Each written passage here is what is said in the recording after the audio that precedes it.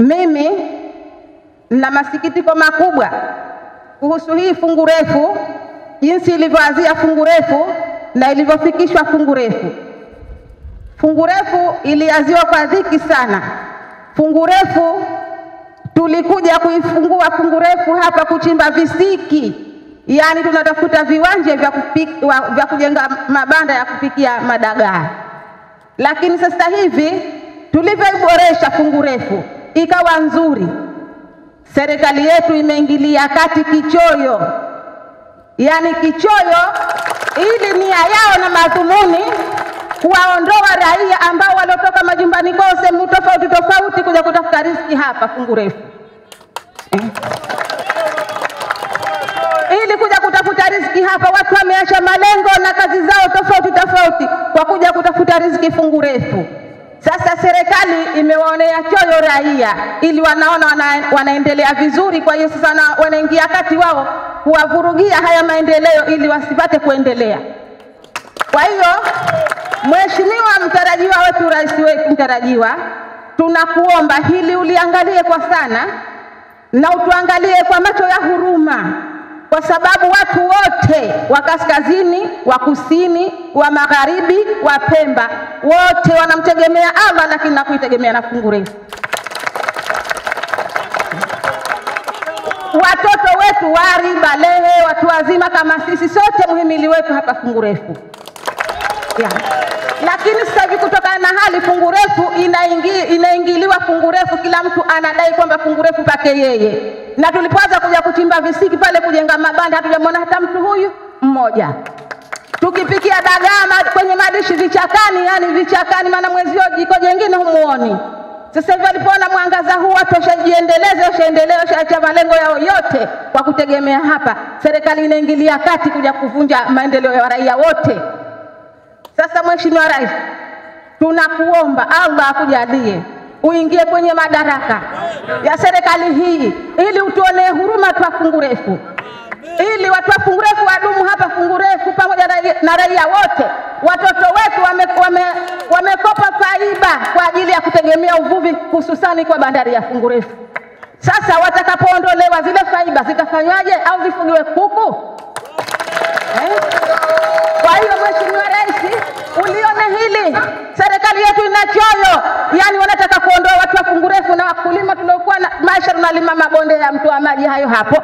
Watu wote wanategemea mabonde na kutegemea hapa.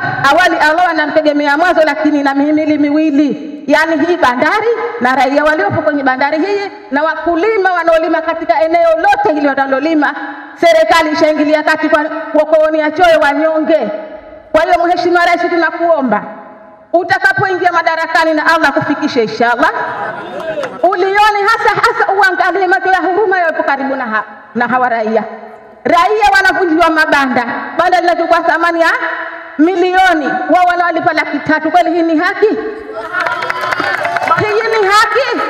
Hawafanyiwi haki watu wa fungu refu na raia wengine walioko sehemu mbalimbali hawafanyi haki. Hii ni faiba walioleta serikali, waliotuletea mifaiba. Watoto wetu ikesha wayafanye haya mafaiba bila kuwa na kazi hapa.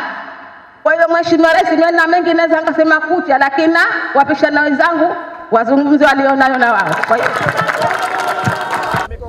niendelee kuzungumza kitu alichokiongelea mama, kwa sababu tulimwakilisha, lakini inabidi na sisi tuongezee. Mheshimiwa, sisi tuna changamoto fungu refu.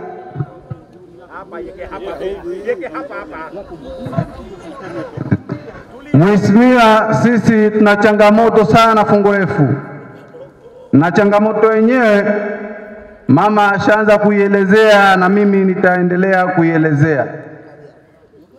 Changamoto yetu sisi ya mwanzo ni kuhusiana na Mheshimiwa Rais aliyepo madarakani, kwa sababu sisi tuliamua kwamba tufanye kazi fungu refu, lakini mwisho wa siku anasema kwamba eneo analihitaji. Kwa maana hiyo kulihitaji kwake ni kwamba sisi ataturejesha nyuma kwa maendeleo, kwa sababu sisi tumegeuka sijui ni mnyama gani, kwa sababu sisi tutafute ndo tule. Kwa hiyo kula kwetu sisi ni mpaka tupate kazi ya fungu refu, lakini leo hii tunaambiwa kwamba fungu refu ina wawekezaji, na mwisho wa siku mabanda yote yashaandikwa, na kuandikwa kwake tunaambiwa kwamba huenda muda wote watu watapewa thank you. Thank you. Kwa maana hiyo lengo letu sisi ni kukukabidhi wewe majukumu yetu sisi na kukutaka kubaki sisi fungu refu, kwa sababu bado tukipahitaji, na ni moja ya kitu ambacho tunakitegemea. Kwa hiyo mimi sina mingi sana isipokuwa